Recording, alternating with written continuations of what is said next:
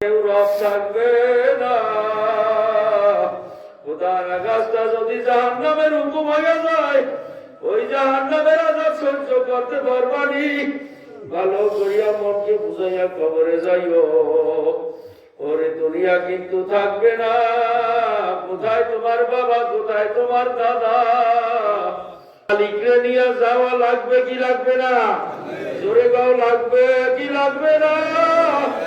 ওই মালিকরে নিয়ে কবরে যাইতে হইলে মালিকের হুকুম মানা লাগবে কি লাগবে না?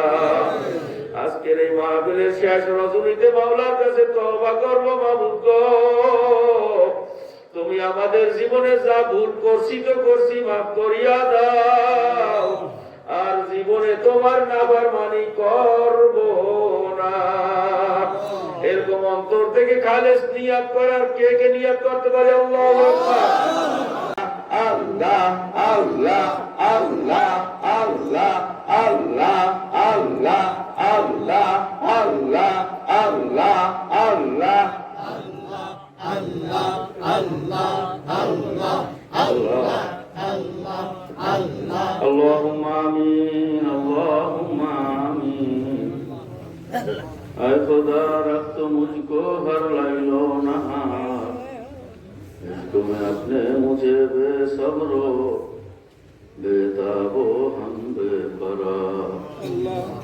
अगर आज जाने बे माशूक नबाशुद का शाशे, तौलिब आशिक बेचारा नरसद बजाए।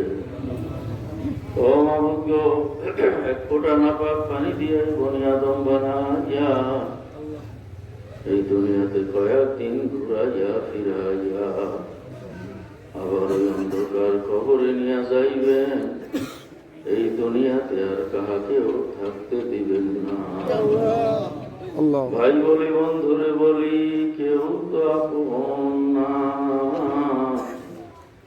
ভাবিয়া চিন্তা করিয়া দেখিলাম মাওলা,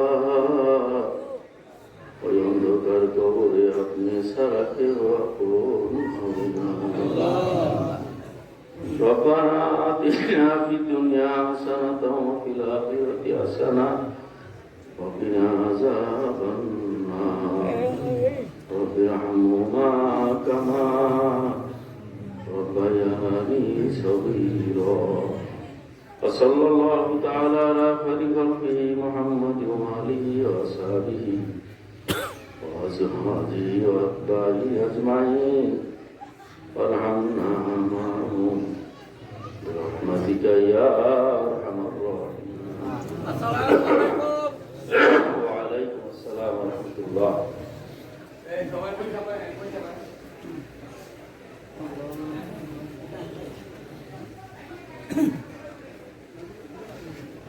السلام عليكم ورحمة الله. وعليكم السلام ورحمة الله وبركاته.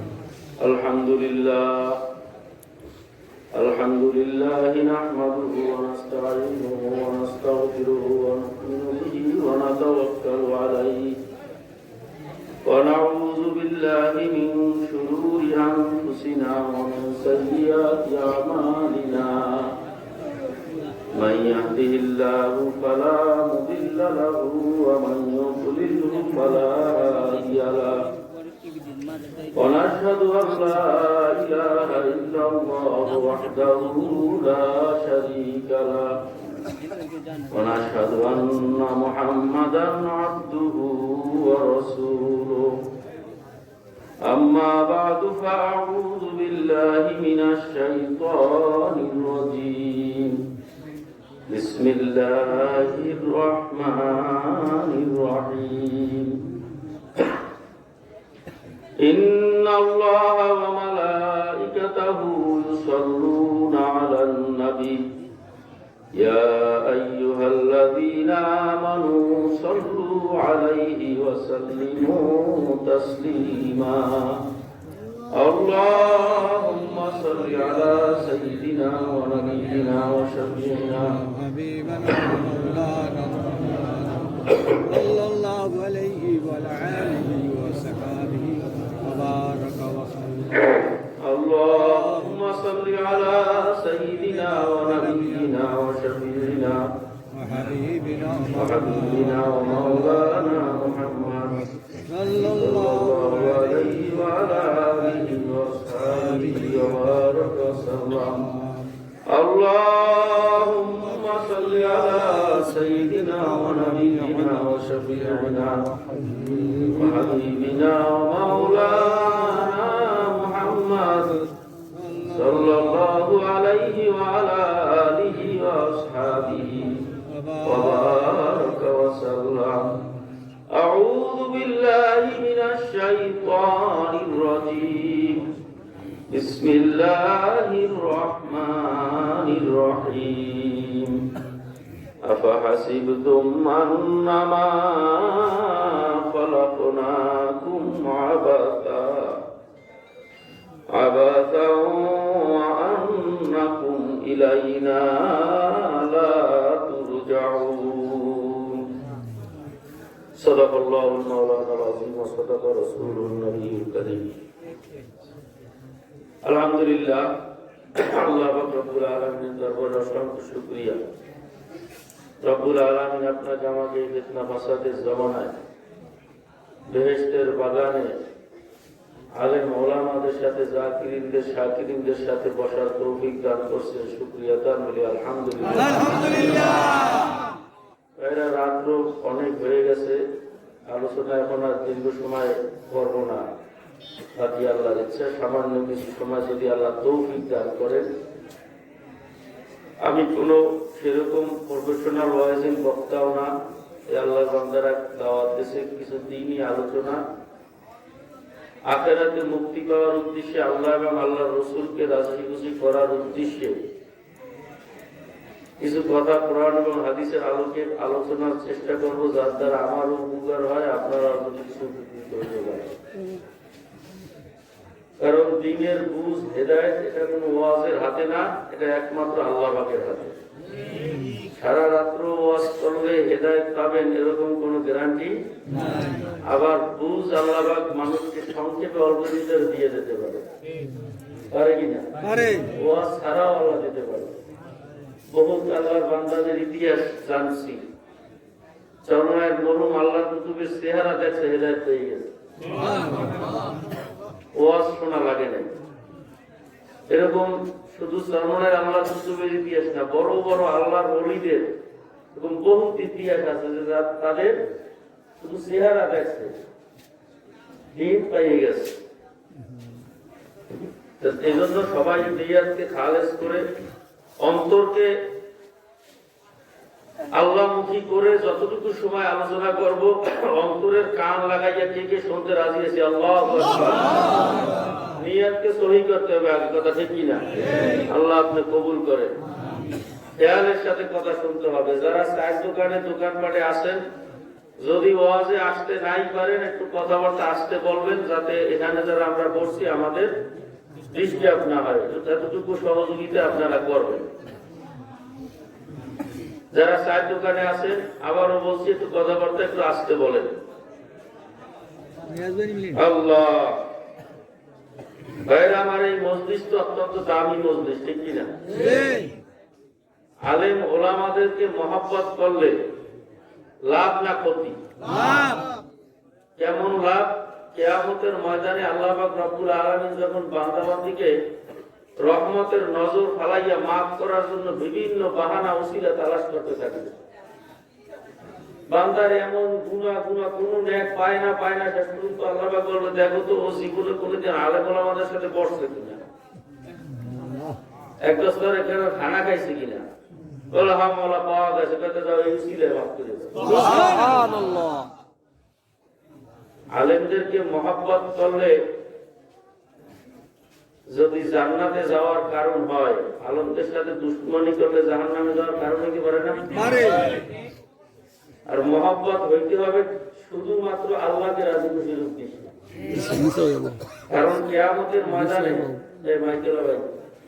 মাইকেল ভাই ভলিউম একটু কমাই দেবে। কিয়ামতের ময়দানে যখন ইয়াউমা লা জিল্লা ইল্লা জিল্লুল্লাহ, যেদিন আরশের ছায়া ছাড়া কোনো ছায়ার ব্যবস্থা থাকবে না। 7 প্রকার ব্যক্তিকে আল্লাহ পাক ডাকিয়ে ডাকিয়ে আরশের নিচে ছায়া দান করবে। সুবহানাল্লাহ। তার ভিতরে এক প্রকার ব্যক্তি হইল যারা একমাত্র আল্লাহর জন্যই কাউকে মহব্বত করছে। কার জন্য? আল্লাহর জন্য। আবার পূজাও করছে, তাও শুধু আল্লাহর জন্য। এই ব্যক্তিকে আল্লাহ আরশের নিচে ছায়া দেবে। সুবহানাল্লাহ। যারা আলেমদেরকে শুধু আল্লাহর জন্য, আলেমদেরকে দুনিয়া বাবার কিছু আছে, আলেমরা কি রিলিফে সাউন্ড দেবে, টিন দেবে, বিজিডি কাট দেবে, আছে আলেমের কাছে। আমার কথা বুঝতে দিয়ে আলেমের মানুষের মহব্বত করে কি জন্য? আল্লাহর জন্য। দুনিয়া আছে তাদের কাছে কিছু, চাকরি দিতে পারে, চাকরি সুপারিশ করতে পারে, কিছু নেই, মামলা করতে করতে পারে, তাও নাই। তাহলে আলেমদেরকে মহব্বত করবে কি জন্য? শুধু আল্লাহর জন্য। এখন এইটা আবার অনেক আলেম বিদ্বেষে এখন কিন্তু সহ্য হয় না। দেখেন অনেক আল্লাহ বান্দারা আছে, দেখা যায় আলেমদেরকে মহব্বত করিয়া দেখা করে কিছু হাদিয়া দেয়। সর্বনায় আল্লাহ কুতুব সর্বনায় বিশ্বে তাদেরকে দেখেন না অনেকে মনে দিলে যাইয়া কি দেয়, হাদিয়া দেয়। এও কিন্তু অনেকে সমালোচনা করে। আচ্ছা, যেই ব্যক্তি তারে হাদিয়া দিয়েছে এর কি হুজুরে বলছে যে আমার কাছে আকাশে হাদিয়া নিয়ে এসো? না। দেয় কি কারণে? নিজের অন্তর থেকে যে আরে আমি হুজুরের মহব্বত করে কিছু দেব। এই মহব্বতেরও দাম আছে। এই মজলিসে আলেম ওলামা আছে না নাই? সেই আলেমরা যেখানে যেই মজলিসে আছে সেই মজলিসের দাম নাই? এই মজলিসে যারা বসবে এই উসিলায় তো আল্লাহ মাফ করতে পারে। জোরে কেন পারে না? পারে না। এই জন্য আল্লাহ যে আমাদেরকে আলেমদের সাথে বসাইছেন, এই জন্য আমরা খুশি না বাজার? শুকরিয়া দেন। আবার একটু সমস্যারে বলে আলহামদুলিল্লাহ।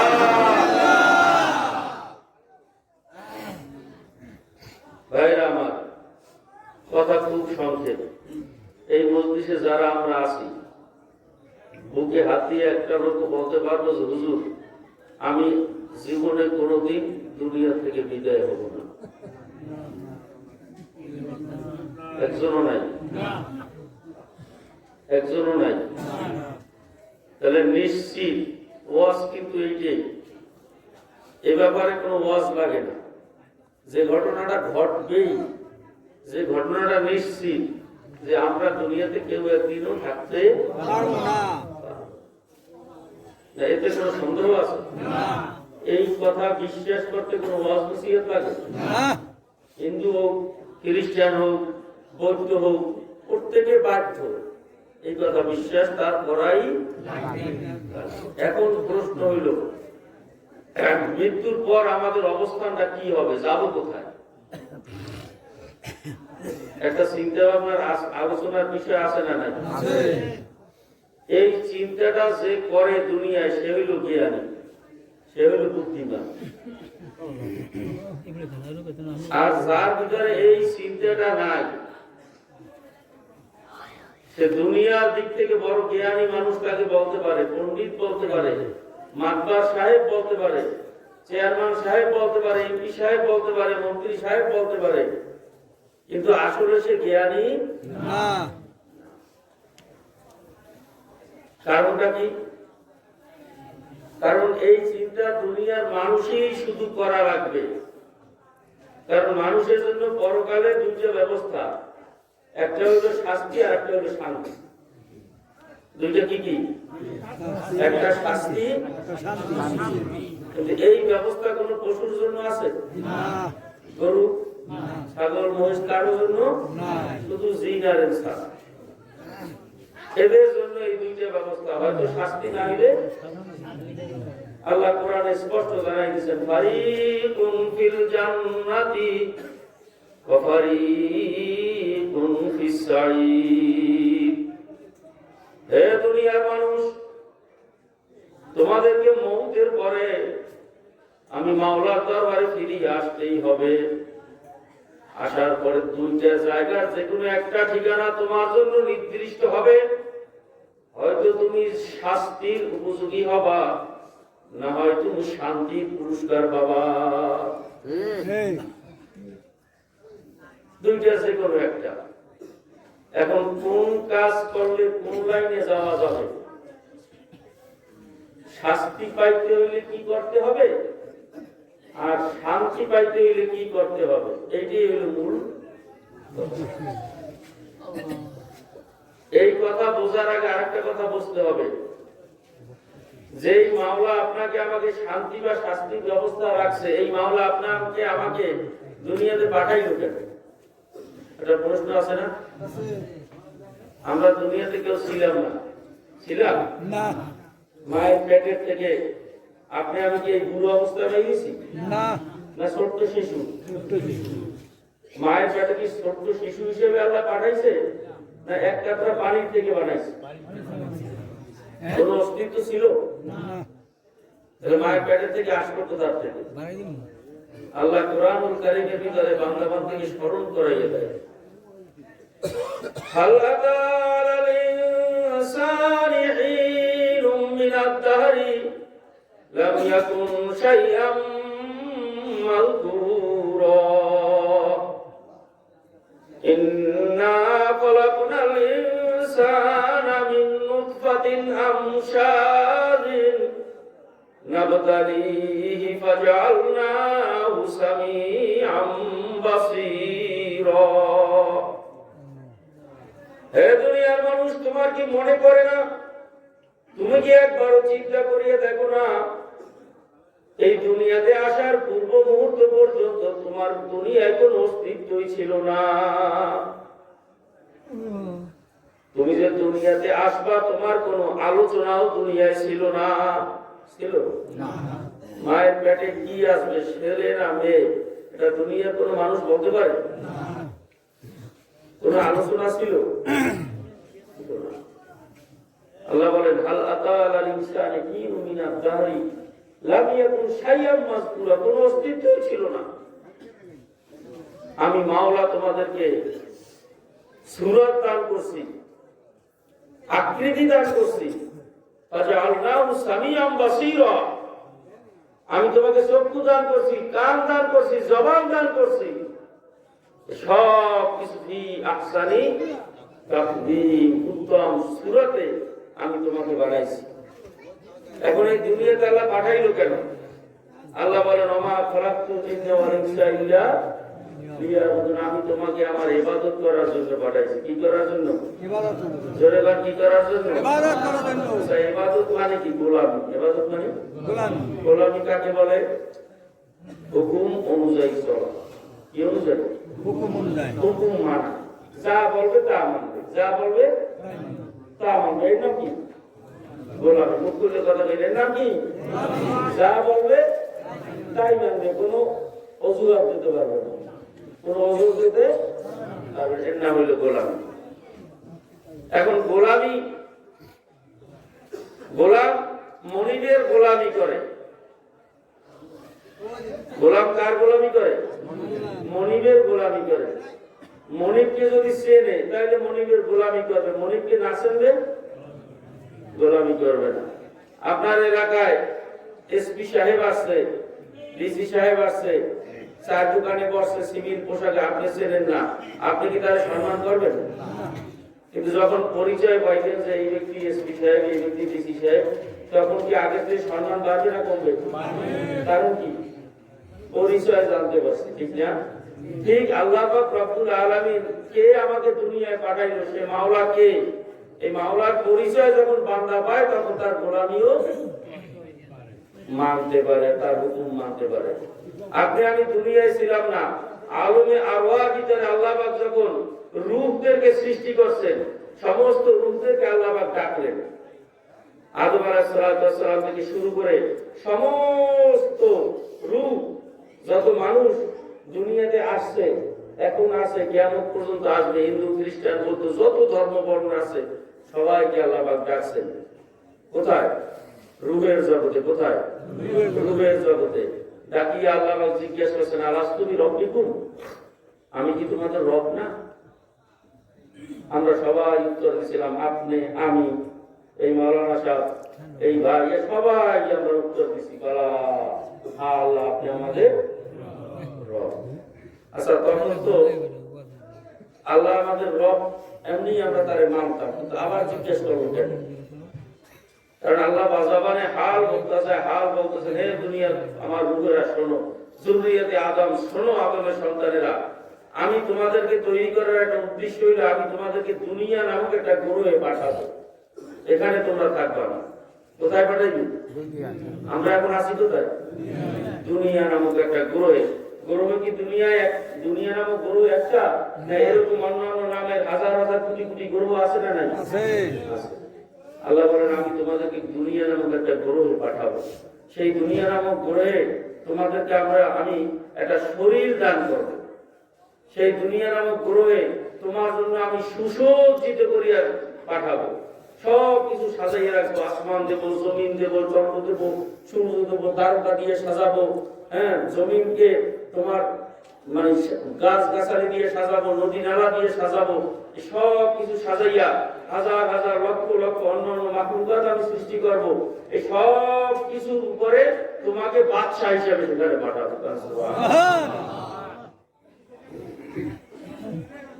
তোমাকে আমি সেখানে বাদশা হিসেবে পাঠাবো। শুধু তাই না, অন্যান্য সমস্ত মাখলুকাতের চেয়ে তোমাকে আমি সবচেয়ে সুন্দর আকৃতিও দিয়ে পাঠাবো। পাঠাইছে কি পাঠাই নাই?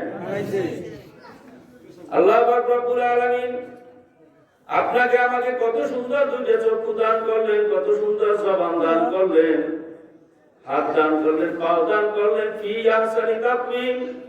এত উত্তম সুরত অন্য কোন মাখলুককে আল্লাহ দেশে কিনা? জোরে কান দেশে? আরো জোরে কান দেশে? সমস্ত মাখলুকাতে যে আল্লাহ আপনাকে আমাকে উত্তম সুরত দিয়া পাঠাইলেন, এরপর আল্লাহ বলেন বান্দা ওই শরীর তোর মাটির শরীর বানাইয়া দেব, ওই শরীরের ভিতরে আমি একটা পেট দেব, পেটের ভিতরে আবার ক্ষুধা দান করব, ওই ক্ষুধা নিবারণ করার জন্য তোর রিজিকের জিম্মাদার আমি মাওলা থাকবো। আল্লাহ বলেন আমি আসমান জমিন সব কিছু তোর খেদমতের জন্য লাগাইয়া দেব। আখালাকালাকুম মা ফিল আরদি জামিআ, জমিনের ভিতরে যা কিছু দেখবি সব তোর খেদমত করবে। জমিনকে হুকুম দিয়া দেব, জমিন তোর জন্য শস্য, গাছ, ফল ফলাদি সব কিছু তোর জন্য বাহির করবে। বান্দা তুই একটু চিন্তা করিয়া দেখ, আফালা ইয়াতাফাক্কারুন, বান্দা কেন তুমি একটু চিন্তা করো না? চিন্তা করার দরকার আছে না নাই? আছে। একটুখানি চিন্তা করিয়া দেখো, একটা নরম ধানের বীজ, একটা নরম ধান তুমি নরম জমিনের ভিতরে ফালাইয়া রাখিয়াছো, ওই ধানটা থেকে জমিন তোমাকে গাছ বাহির করিয়া শত শত ধান ফেরত দেয় কি দেয় না? দেয়। আপনার কাছে দেয় না? একটা লোহার টুকরা যদি জমিনের ভিতরে ফালাই রাখিয়া আসে, 2-4 মাস 6 মাস 1 বছর পর লোহার টুকরাটা জমিনে খাইবে না? কিন্তু ওই ধানটা, নরম ধানটা জমিন কেন খাইল না? এই চিন্তা করবে কি গরুতে? গরুতে করবে? এই চিন্তা করবে মানুষে যে কেন জমিন ধানটা খাইল না? কোন কুদরতে আমার মাওলা একটা ধানের থেকে আবার নতুন একটা গাছ বাহির করিয়া দিল। সেই মাওলা আমার কেমন মাওলা? আল্লাহ পাক রব্বুল আলামিন বলেন বান্দা শুধু ধান বাহির করবে তাই না, তোর জন্য হাজারো রকমের সুস্বাদু ফল আমি দুনিয়ার জমিনে তৈরি করিয়া দেব। ল্যাংড়া আমি এক মজা, হিমসাগরে এক মজা, আমরুপালিতে এক মজা, ফজলিতে আর এক মজা। এই একই আমের ভিতরে পাশাপাশি আমরুপালি লাগাও, ল্যাংড়া লাগাও, দুইটাই দুই পদের আম হয় কি হয় না? জমিন তো একই, দুইটাই দুই রকমের মজা হয় কি হয় না? এই মজা দেওয়ার মালিককে, যেই মাওলা আপনাকে আমাকে এত সুস্বাদু আম একই জমিনটা খাওয়ায়, আল্লাহ বলে শুধু তাই না বান্দা, তোরে আমি ধান দিছি, তুই ভাত তোর চাউল পাইছো, ভাত পাক করবি, কেমনে পাক করবি? আল্লাহ রাব্বুল আলামিন বলেন আফারাআইতুমুন নার আল্লাতী তুরুন আআনতুম আনশাতুম শাজারাতাহা আম নাহনুল মুনশিউন। বান্দা দেখ, জমিনের ভিতরে গাছ তৈরি করিয়া দিছি, গাছটা ঠান্ডা, ঠান্ডা না গরম? ঠান্ডা। কিন্তু ওই গাছটা তুই কাটিয়া যখন শুকাইয়া যখন এক দাঁত দিয়ে আগুন ধরাইয়া দাও, ওই গাছের থেকে অনবরত আগুন কেমনে বাহির হইতে থাকে। ওই আগুন দিয়া তুই কাঁচা চাউল পাক করিয়া ভাত বানাইয়া খাও। ভাত কি দিয়া খাবি? নদীর ভিতরে 1-2 রকমের না, হাজার হাজার রকমের মাছ আমি তৈরি করিয়া দিয়া রাখলাম। তাম দুনিয়ার মানুষ খায় ধরে, আজ পর্যন্ত ওই মাছ কেউ কমাইতেও পারলো না। বাসে কথা বলে বাসে আল্লাহু আকবার। এই মাছ দেয় কে? আল্লাহ। এরকম হাজার কুদরত মাওলা আপনার আমার সামনে রাখছেন। আল্লাহ কোরআনুল কারীমের ভিতরে বলে, বান্দা তুই যখন 1 গ্লাস দুধ পান করো, একটু কি চিন্তা করিয়া দেখো না এই সাদা ধবধবে দুধটা কোথা থেকে আসলো? যেই গরুটার ভিতর থেকে এই সাদা দুধ বাহির হইল, এই গরুটার রক্তের রং লাল, গোবরের রং কালো, এই গরুটার প্রস্রাব অন্য রকমের, গরুটা খাইলো সবুজ ঘাস, খাইলো নাড়াকুটা, খাইলো খড়কুটা, খাইলো অন্য কিছু। এর ভিতর থেকে এই লাল রক্তের থেকে, কালো গোবর থেকে এরকম সাদা ধবধবে পবিত্র দুধ কে বাহির করিয়া দিল? ও আমার বান্দা, তুই কি একবারও চিন্তা করিয়া দেখো না আমি মাওলার পরিচয় তুই কেন পাও না? আমি মাওলারে আল্লাহ। আইনামা তুআল্লু ফাসাম্মা ওয়াজহুল্লাহ। হে বান্দা, ইন্না ফি খালকিস সামাওয়াতি ওয়াল আরদি ওয়াখতিলাফিল লাইলি ওয়ান নাহার লায়াতিল লিউলিল আলবাব। আল্লাহ বলেন, যারা জ্ঞানী তাদের জন্য আসমান জমিনের ভিতরে হাজার হাজার লক্ষ লক্ষ নিদর্শন আমি মাওলা রাখিয়া দিলাম। বান্দা তুমি কি দেখো না জমিনটা 34 মাসে কিভাবে শুকাইয়া যায়? জমিনটা মৃত্যুবরণ করে, ওই জমিনের উপরে আসমান থেকে আমি পানি ফেলাইয়া দেই। ওই পানির দ্বারা আবার ওই জমিনটা আমি তাজা করে জীবিত করি। আমি যেই মাওলা তোর চোখের সামনে মৃত্যু জমিনকে আমি জিন্দা করিয়া দেখাইতে পারলাম, আমি সেই মাওলা কি করে মৃত্যু দিয়া আবার জিন্দা করতে পারবো না? ও বান্দা, তুই কি দেখো না দৈনিক সূর্যটা সকালবেলা দুর্বল হইয়া ওঠে, আস্তে আস্তে সূর্যটা শক্তিশালী হয়, আস্তে আস্তে তেজ বাড়তে থাকে। আবার দুপুরের পর আস্তে আস্তে তেজ কমতে কমতে সূর্যটা একেবারে দুর্বল হইয়া যায়, আবার সূর্যটা একেবারে নিশ্চিহ্ন হইয়া হারাইয়া যায়। বান্দা, এর দ্বারা কি তুই বোঝো না তোরেও তো আমি ঠিক মায়ের পেটে থেকে দুর্বল করিয়া বানাইছিলাম। এরপর আস্তে আস্তে তোর জুয়ানি হয়েছে, শক্তিশালী হয়েছে। 40-50 বছরের পর আবার তুই ওই রকম আস্তে আস্তে পরন্ত বিকালের মতো দুর্বল হইতে থাকবি। তোর চামড়া তোতরা দিতে থাকবে, দাড়ি পাকতে থাকবে, চুল পাকতে থাকবে, তোর দাঁত পড়তে থাকবে। তুই আস্তে আস্তে দুর্বল হইতে হইতে তোর যখন আয়ুর বেলা শেষ হইয়া যাইবে, তুইও একদিন আস্তে দুনিয়ার জমিন থেকে হারাইয়া যাবি। তোরেও আর কেউ কোনদিন খুঁজিয়া পাবে না। আল্লাহ বলেন, বান্দা ওই দুনিয়ার আবগ্রহে তোকে আমি পাঠাইয়া হাজার হাজার লক্ষ লক্ষ নিয়ামত দেওয়ার পরে আর তোর বংশ বিস্তারের জন্য, তোর আরামের জন্য আমি স্ত্রী সন্তানের ব্যবস্থা করিয়া দেব। তোর সব কিছু ব্যবস্থা করার পরে ওই দুনিয়ায় যাওয়ার পরে বান্দা, আমি মাওলারে তুমি যাইয়া রব মানবা কিনা? নাকি তোমার স্ত্রীর মহব্বত পাইয়া, টাকার মহব্বত পাইয়া, সম্মানের মহব্বত পাইয়া, আরে বন্ধু বান্ধবের মহব্বত পাইয়া আমি যে তোমার রব, আমি যে তোমার মালিক, তুমি যে আমার গোলাম, এই কথা তুমি ভুলিয়া যাবা কিনা? তুমি আমারে ভুলিয়া যাবা কিনা বলো, আজকে এইখানে ওয়াদা দিয়া যাও। আমরা সবাই উত্তর দিয়েছিলাম, মাবুদ দুনিয়া যাইয়া তোমারে বলবো না। আল্লাহ বলেন, বান্দা দুনিয়া যাইয়া তুই যাতে আমারে না বলো, এই জন্য হাজার নিদর্শন আমি দিয়া রাখছি। শুধু তাই না বান্দা, আমি তোর জন্য কোরআন নাযিল করিয়া দিলাম। 5 ওয়াক্ত নামাজে প্রত্যেক রাকাতে সূরা ফাতিহার শুরুর আয়াতে আমি তোরে মনে করাইয়া দেব, আলহামদুলিল্লাহি রাব্বিল আলামিন।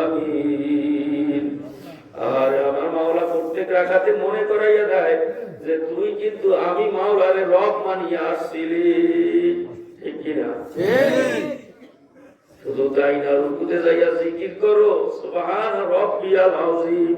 কোন রব?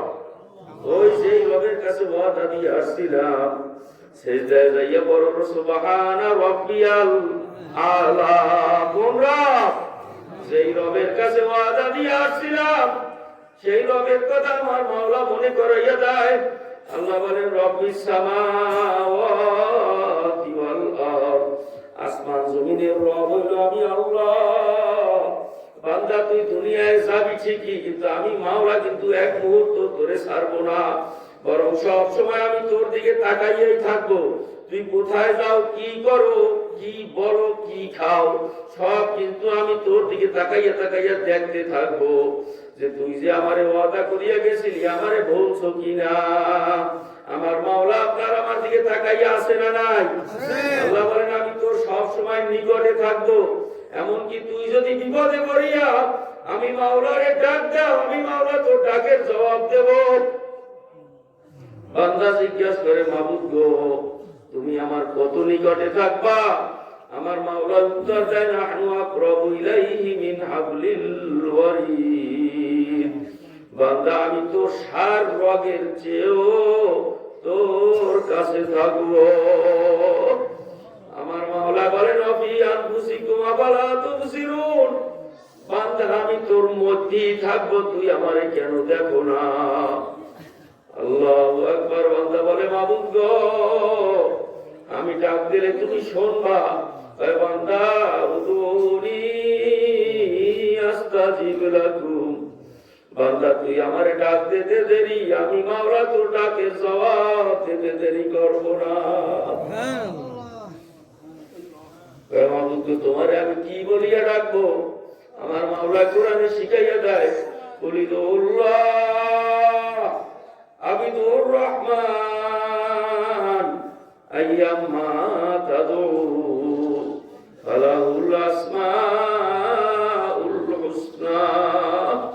বান্দা তুই আমারে আল্লাহ বলিয়াও ডাকতে পারো, রহমান বলিয়াও ডাকতে পারো। আমার আরো 99টা নাম আছে, যেই নামে তোর ভালো লাগে সেই নামে তুই আমারে ডাকতে পারো। বান্দা তুই আমারে ডাক দিবি, আমি তোর ডাকের জবাব দেব। আমার মাওলা বলে বান্দা আমি সব সময় তোর দিকে তাকাইয়া রইছি, তুই দুনিয়ার মোহে পড়ি আমারে ভুলিয়া গেছ, কখন তোর হোশ ফিরিয়া আসবে আর আমারে আল্লাহ বলিয়া ডাক দিবি। আমি তোর দিকে হাত বাড়াইয়া চাইয়া রইছি বান্দা, তুই অন্তরটা ভাঙিয়া দিয়া আমি মাওলার একবার আল্লাহ বলিয়া ডাক দিবি।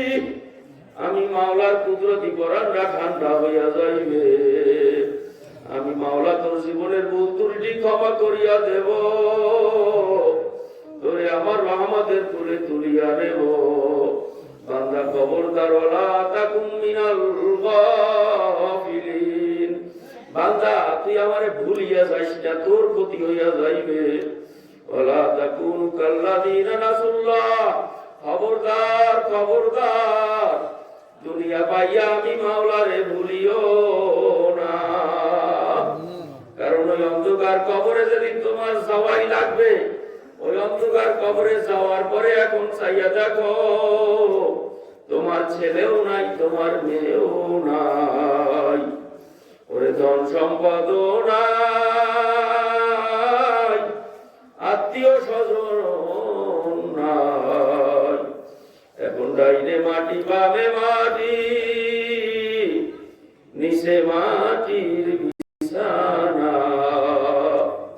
ওই অন্ধকার কবরে এখন খেয়াল করিয়া দেখো, মনের বুঝা মন, ওই কবরে একটু চক্ষু বন্ধ করিয়া নিজের জিজ্ঞাসা করো মন, ওই কবরে এখন কি কেউ আছে নাকি? আছে? এখন ওই কবরে আছে একমাত্র আমার আল্লাহ। কে আছে? ধরে কাউকে আছে? এখন ওই কবরে যাওয়ার পরে আমার মাওলা বান্দা বান্দি যখন একা হইয়া যাইবে, আল্লাহ ফেরেশতাকে ডাক দিয়া বলবে ফেরেশতা যাও, আমার বান্দা কবরে আসছে, ওরে দুনিয়ায় পাঠাইছিলাম, আমার কাছে ওয়াদা করিয়া গেছিল আমাকে দুনিয়ায় যাইয়া রব মানবে। এখন যাও, 50 বছর দুনিয়ায় কাটাইয়া আসছে,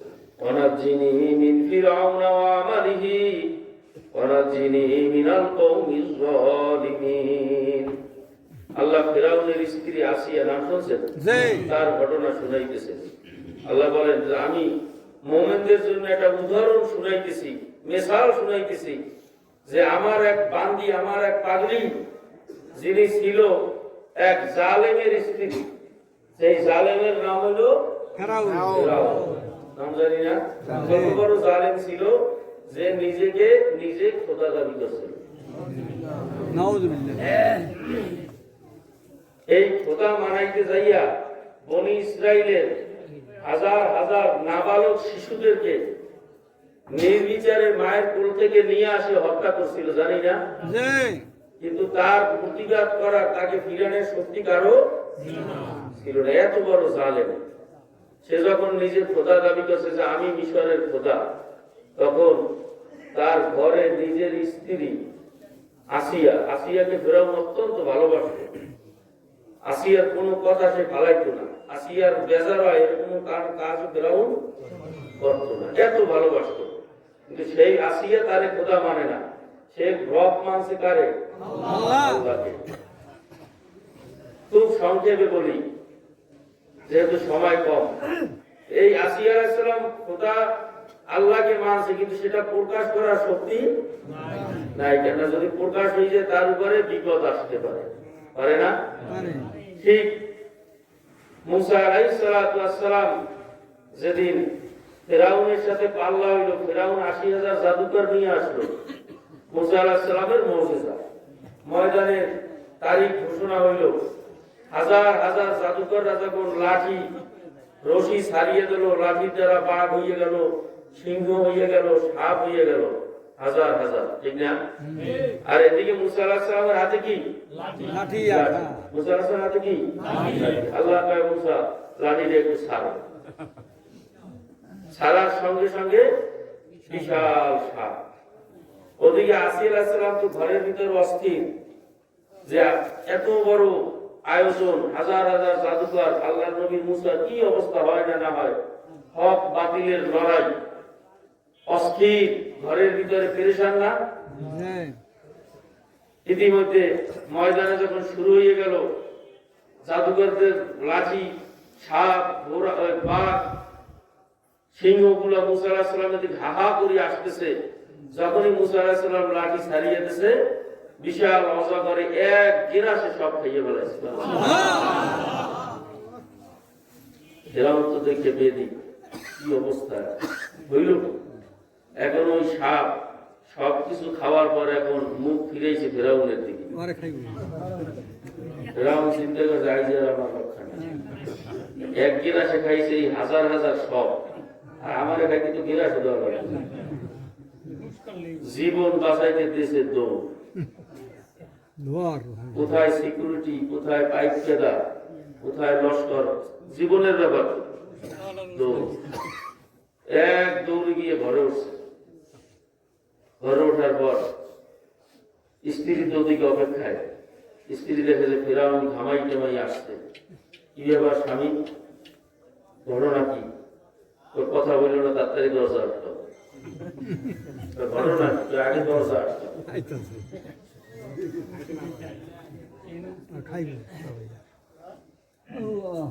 কারণ কি কারণ ইমান কেমনে নসিব না হয় মুসা যে এত বড় জাদুকর তো আগে বুঝি না আমি বিশ্বের বিখ্যাত সব জাদুকরদের জমা করলাম আর তাদের সমস্ত সিংহ বাঘ সাপ বিশাল বিশাল সাপ সব এক খাবাই খাইয়ে বলেছে মুখ ফিরেছে আমার দিকে আমি তো বুঝছি আমার আজকের রক্ষা নাই কোনোভাবে জীবন নিয়ে পালাই আসছে এখন এই কথা শুনিয়া আসিয়া আলাইহিস সালাম কি অন্তরে খুশি না খুশি না খুশির কারণে মানুষ কিন্তু অনেক সময় নিজের নিয়ন্ত্রণ হারাই ফেলে ঠিক না এতদিন তার ঈমানকে গোপন রাখছে ফেরাউনকে জানতে দেয় নাই কিন্তু এই খুশির চলে আজকে আর নিজের গোপন রাখতে পারে নাই এবার আসিয়া গায়া আমানতু বিরাব্বি মূসা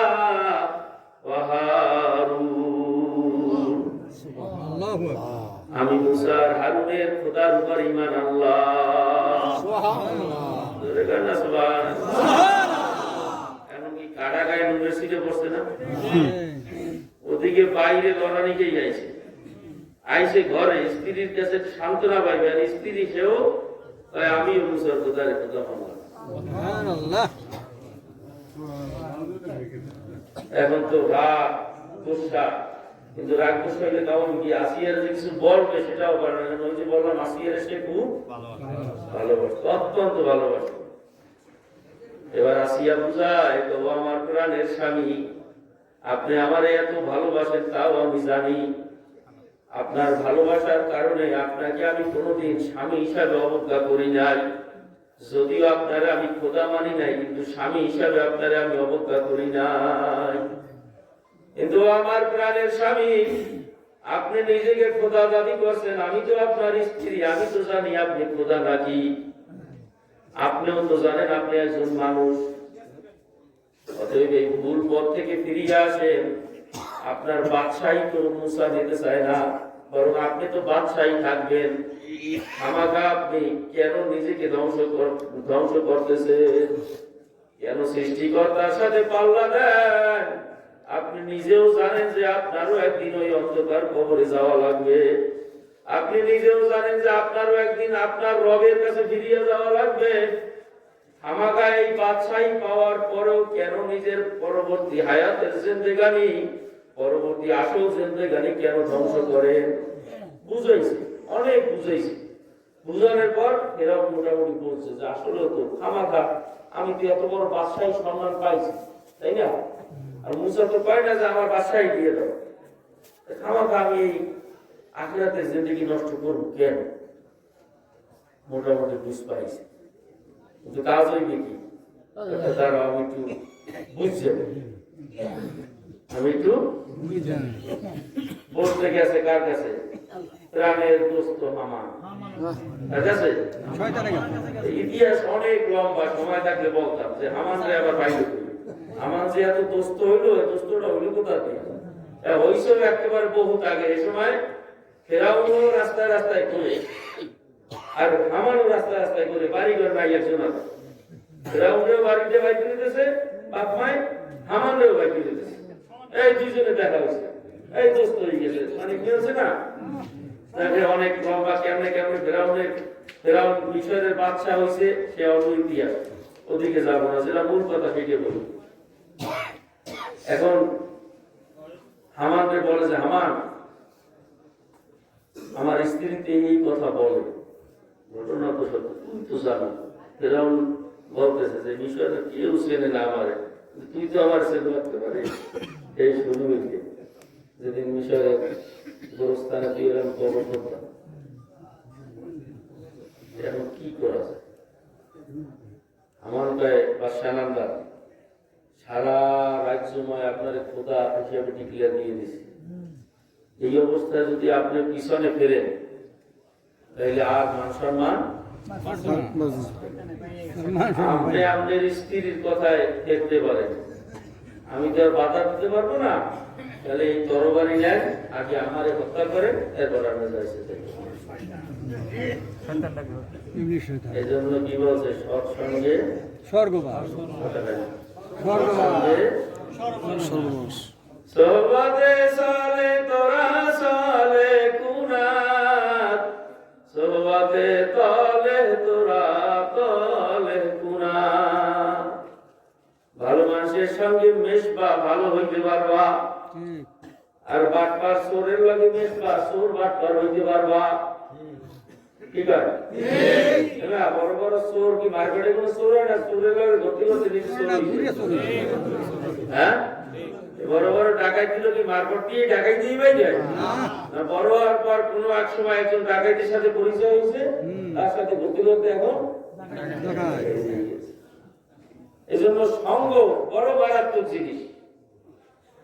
দেখেন ফেরাউন কিন্তু হেসেল, কিন্তু সঙ্গ তো সে চাইলে আর বাদ দাও। যেমন আমার স্ত্রী যে আমার খোদা মানে না, এই কথা ক্ষমতার মধ্যে উচ্চারণ করবে না। এই যে যদি মানুষে জানে, তাহলে মানুষে আরো চায়। তারে বুঝায় তোর মানে যদি আল্লাহ হিরায় যাই বুঝায়, কিন্তু যার কলবের ভিতরে আল্লাহ ঢুকছে সে কি আর কোনদিন ফেরবে? না কথাখান ফেরবে না। বহুত বুঝাইছে, কাম হয় না। আমার বুঝাইছি, কোনো কাজ হয় না। কয়েকটা বুঝে যদি কাজ, নরমে যদি কাজ না হয় তো গরমে যায় না। নাউজুবিল্লাহ তা কি করবো? তা হালকা পাতলা শুরু করে শুরু করছে, বেতরাঘাত শুরু করছে। এই রব মানছে কারে? এখন কি বিপদ শুরু হয়েছে কি হয় নাই? জোরে কয় না? শুরু হয়েছে বিপদ। মারতেছে মারতেছে, ফেরে না। আমার কামায় না, একটু মাত্রা বাড়াই দেন। কেমনে? মরুভূমির ভিতরে নিয়ে যান। উত্তপ্ত বালু, মরুভূমির বালুতে কিন্তু পাও রাখা যায় না। পাথর চাপা দিয়ে সবাই গেছে, রাখছে সবাই। মহিলা মানুষ ফেরে না, ফেরে আমার এমন কাজ হয় না, আরো বাড়াই। এখন ওই উপরে চাবুক মারা শুরু করে।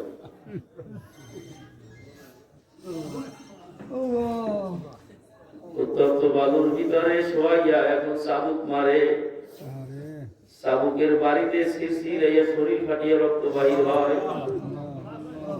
কিন্তু আল্লাহর বান্দী খালি বলে আমানতু বিরব্বি মূসা ওয়া হারুন।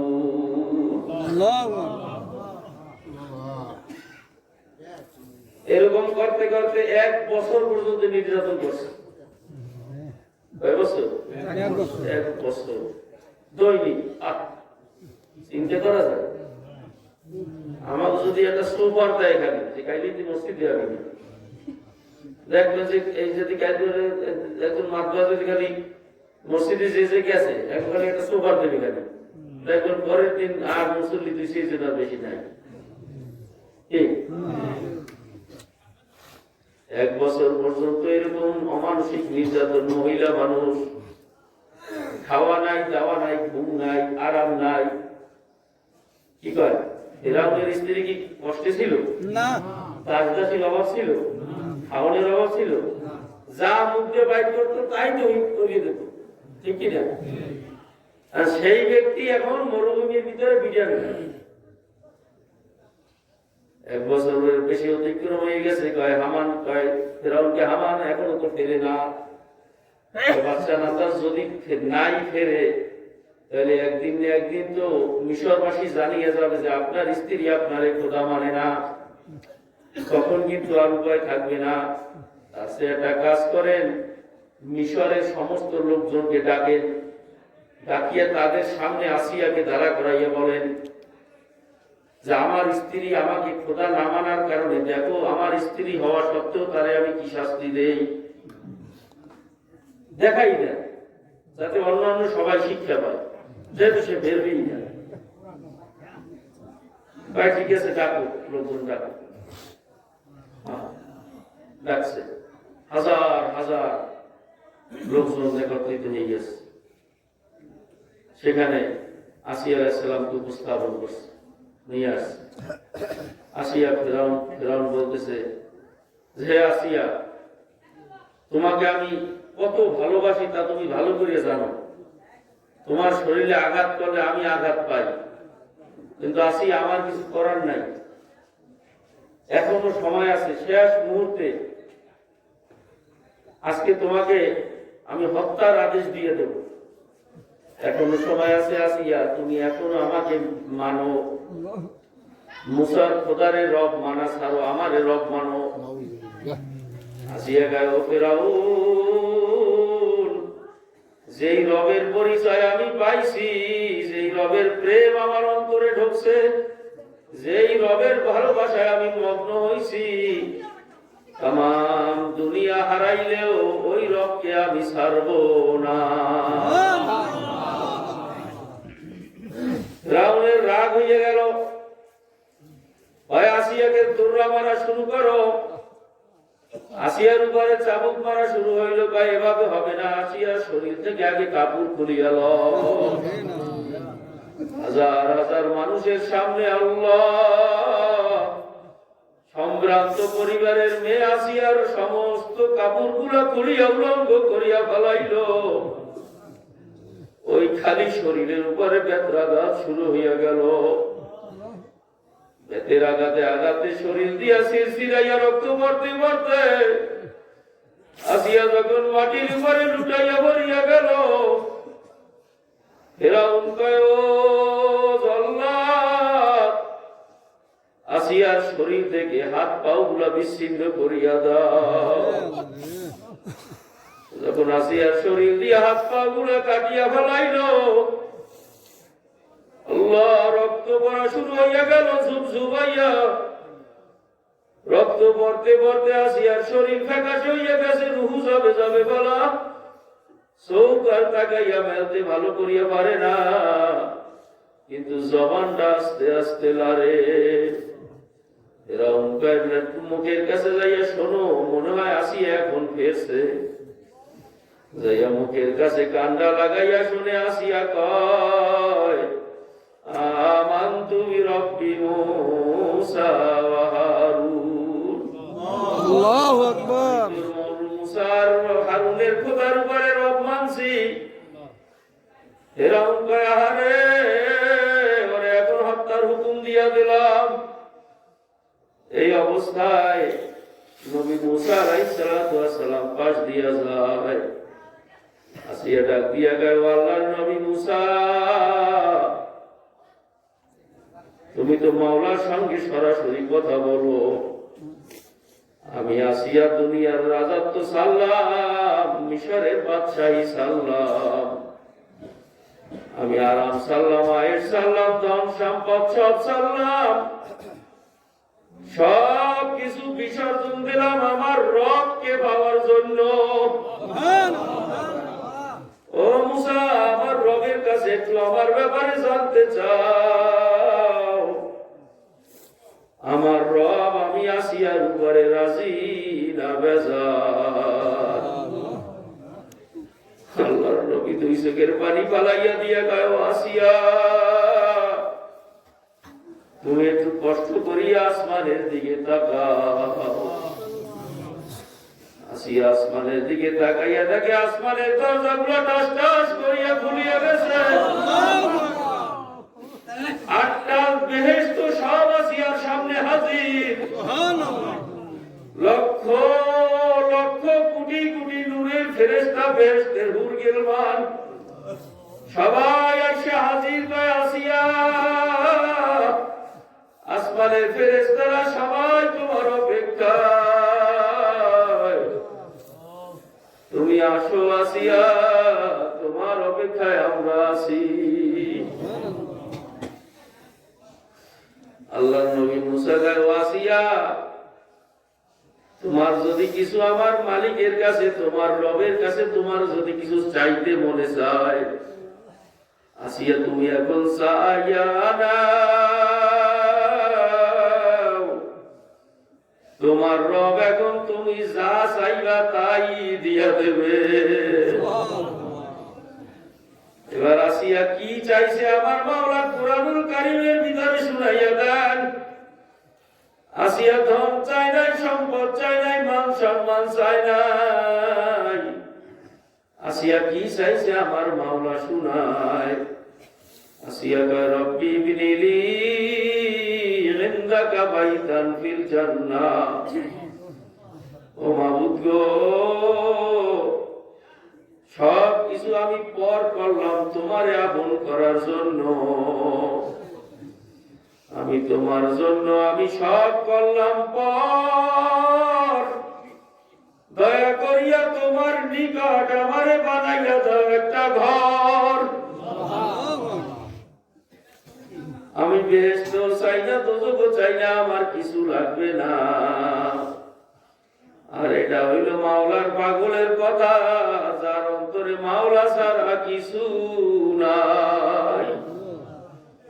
ও মাবুদ, তোমারে রব মানছি তো মানছি, সব কিছু ত্যাগ করলাম, তোমাকে পাওয়ার জন্য তুমি দয়া করিয়া তোমার নিকটে আমার একটা ঘর বানাইয়া দাও, যেই ঘরে বসিয়া আমি তোমার নূরের চেহারা, কুদরতি চেহারাটা দেখতে থাকবো।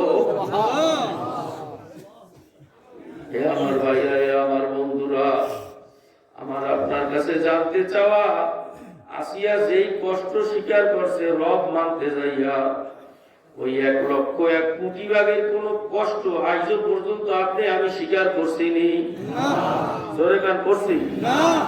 এখন আমার মাওলা যদি জিজ্ঞাসা করে, ও আমার বান্দা, তুই কেন দুনিয়াতে আমার রব মানতে পারো নাই?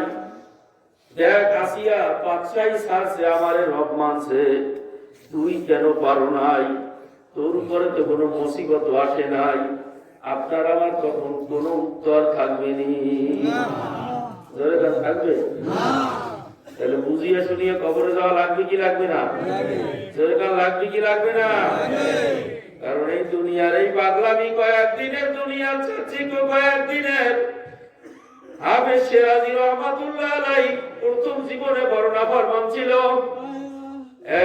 একটা মেয়ের সাথে তিনি আশেক ছিল, মেয়ের সাথে প্রেমের অবৈধ সম্পর্ক ছিল। যখন সে শুনতে পাইছে যে তার প্রেমিকার অন্যত্র বিবাহ হইয়া গেছে, সে রাতের অন্ধকারে পাগলের মতো প্রেমিকার বাড়ির দিকে দৌড়তেছে। প্রতিমধ্যে একটা নদী বাসে, কিভাবে পারাইবে, কোনো বাহন পায় না, দেখে নদী দিয়া একটা কি যেন ভাসিয়া যায়, সেইটারে ধরিয়া নদী পার হইয়াও পার হচ্ছে।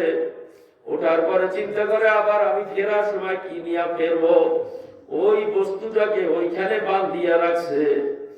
এবার যাইয়া প্রেমিকাকে গোপনে ঘরে থেকে নামাইয়া নিয়ে আসছে। আবার যখন নদীর পারে নদী পার হবে, প্রেমিকা জিজ্ঞাসা করে, ও হাফেজ, এই গভীর রজনীতে কিভাবে আমরা নদী পার হব? হাফেজ, আমি তো কি জানি একটা দরিয়া পার হইলাম, সেই জিনিসটা তো আমি নদীর পারে বাঁধিয়া রাখছিলাম।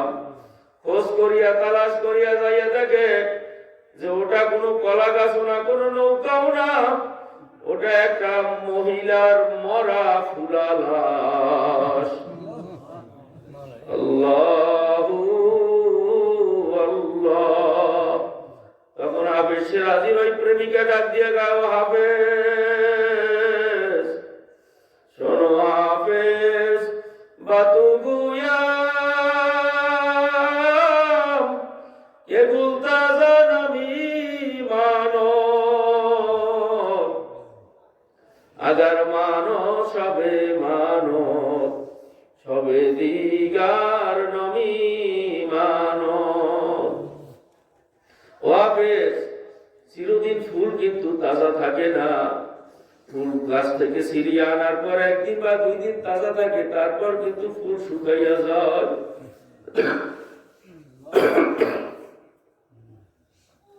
ও হাফেজ, আজকে তুমি আমাকে অবৈধভাবে নিয়ে আসছো, আমারও এই সৌন্দর্য চিরদিন কিন্তু থাকবে না, আমার এই রূপ যৌবন চিরদিন থাকবে না। আমিও মারা গেলে এইরকম এই মহিলার মতো একদিন ফুলিয়া যাব, পচিয়া যাব। ও হাফেজ, সারা জীবন তোমার সাথে হারামি করিয়া জাহান্নাম কামাই করিয়া কি লাভ? দুনিয়ার এই সামান্য শান্তির জন্য আখিরাতের স্থায়ী শান্তি বরবাদ করিয়া কি লাভ? এই অল্প কথার ভিতরে হাফেজ সিরাজির বুঝ আল্লাহ পাক দান করিয়া দিল। হাফেজ সিরাজি ডাক দিয়ে গেল, স্ত্রী ও প্রেমিকা, যাও তোমার স্বামীর ঘরে তুমি চলিয়া যাও, যাও যাও বাড়ি ফিরিয়া যাও। আমি বুঝছি দুনিয়ার প্রেম ভালোবাসা, দুনিয়ার সৌন্দর্য স্থায়ী না, আমার স্থায়ী শান্তির জায়গায় একমাত্র জান্নাত। আমার একমাত্র মাসুক হইল আমার মাওলা। এই কথা বলিয়া হাফেজ সিরাজি এমন ভাবে মাওলার তালাশে নামিয়া গেল, এমন ভাবে মাওলার পাগল হইয়া গেল। তামাম দুনিয়ার মানুষ এখনো হাফেজ সিরাজির কথা স্মরণ করে। এখন হাফেজ সিরাজি দুনিয়ার মানুষকে ডাক দিয়া কয়, ও দুনিয়ার মানুষ শোনো, তোমার সামনে কিন্তু অন্ধকার রজনী, বিশাল ভয়ানক এক তুফানের সমুদ্র। তোমার সামনে অন্ধকার রজনী, ওদিকে আকাশে গুরিম গুরিম ডাক মারতেছে, নদীতে তুফান উঠিয়া গেছে। এই অবস্থায় তোমার এই নদী পার হইও পার যাওয়া লাগবে। ও দুনিয়ার মানুষ, ও 3.5 হাত নৌকার মাঝি, নদীর কিনারে থাকতে থাকতে তোমার নৌকার তক্তাগুলা দেখিয়া লও, পাল মজদুরা দেখিয়া লও।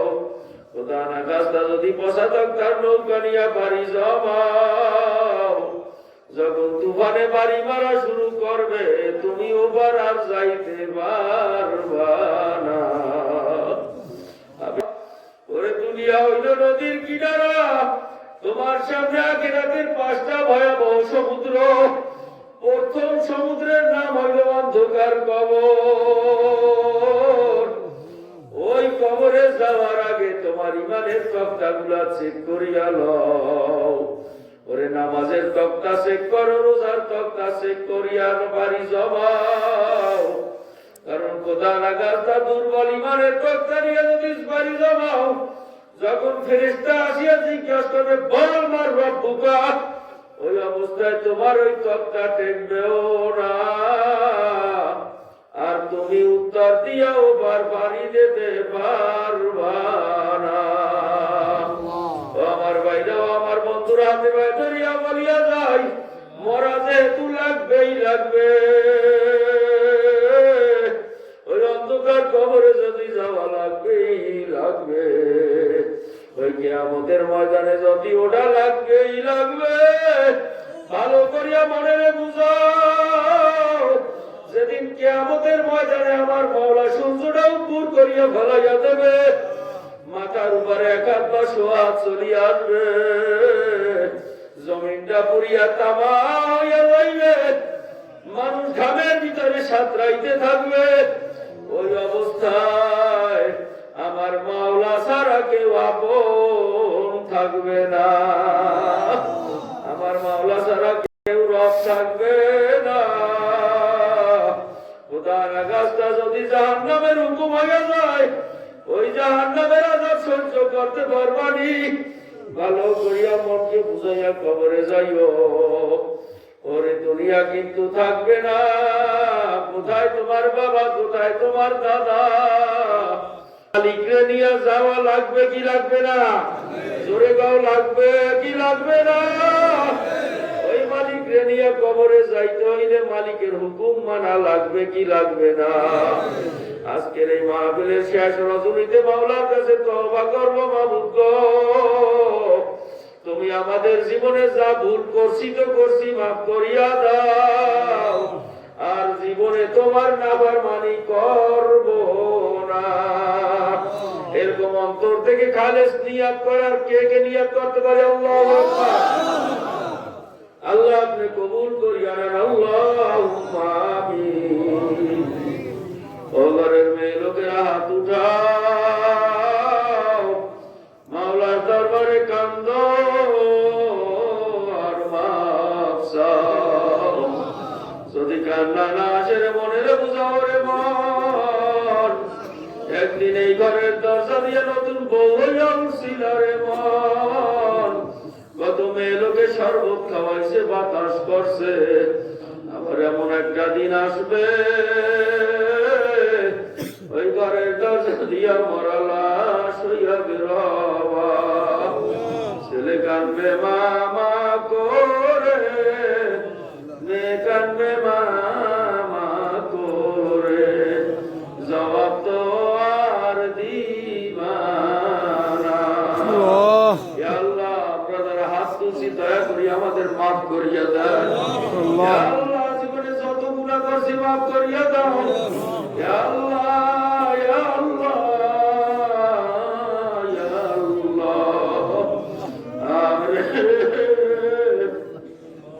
জীবনে কত নামাজ কাজা করলাম, কত রোজা কাজা করলাম, কত বেপরদা হইলাম, কত নাফরমানি করলাম। আমার মাওলায় রাগ হইয়া আপনার আমারে আযাবও দিল না, গজবও দিল না, দুনিয়ার মানুষকে জ্বালাইয়াও দিল না। বরং আপনার আমার গুনাহকে মাওলা গোপন করিয়া রাখলো। মাবুদ গো, দুনিয়ায় যেরকম গুনাহকে গোপন করলা, আখিরাতেও গোপন করিয়া দিও। ইয়া আল্লাহ, যাদের উসিলায় মাহফিল হইল, চেষ্টা করলো, কার্যি করলো, ইয়া আল্লাহ সবার উপরে আপনার যারা হাত উঠাইলাম সবার উপরে খাস রহমত নাজিল করেন আল্লাহ। ইয়া আল্লাহ, এই হাজরানে মজলিসের জানি না কার মা নাই, কার বাবা নাই। আল্লাহ, ওই অন্ধকার কবরে জানি না কি অবস্থায় আছে, দয়া মায়া করিয়া তুমি তাদের কবরকে বেহেশতের বাগান বানাইয়া দাও। ইয়া আল্লাহ, আল্লাহ ডাকেন আল্লাহ, ইয়া আল্লাহ, ইয়া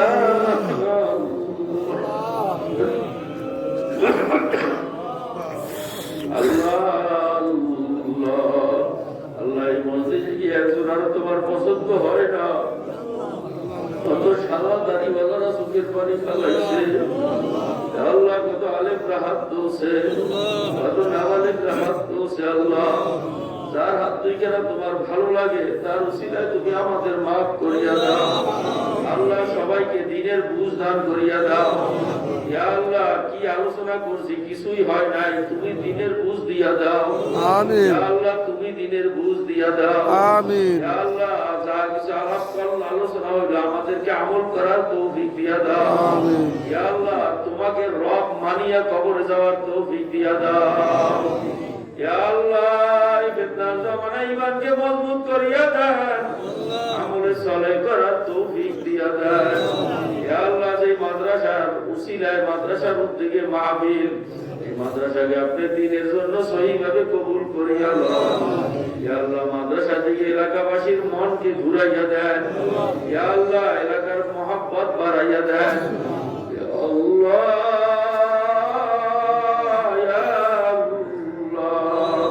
ইয়া আল্লাহ, আগামী 24, 25, 26 ফেব্রুয়ারি চরমনের বাৎসরিক মাহফিল, ইয়া আল্লাহ, এই মাহফিলকে আপনি হেদায়েতের জন্য কবুল করিয়া লন।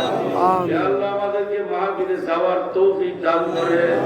যারা নিয়ত করছে সবাইকে আপনি সব দিক থেকে হেফাজত করিয়েন।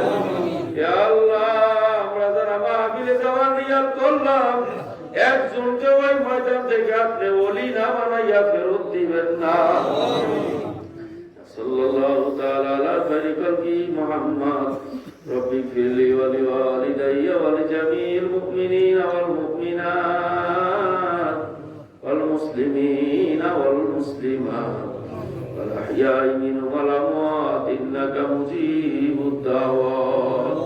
ওয়া সাল্লাল্লাহু তাআলা আলা খায়রি খালকিহি মুহাম্মাদিন ওয়া আলিহি ওয়া আসহাবিহি وأزواجه أجمعين وارحمنا معهم برحمتك يا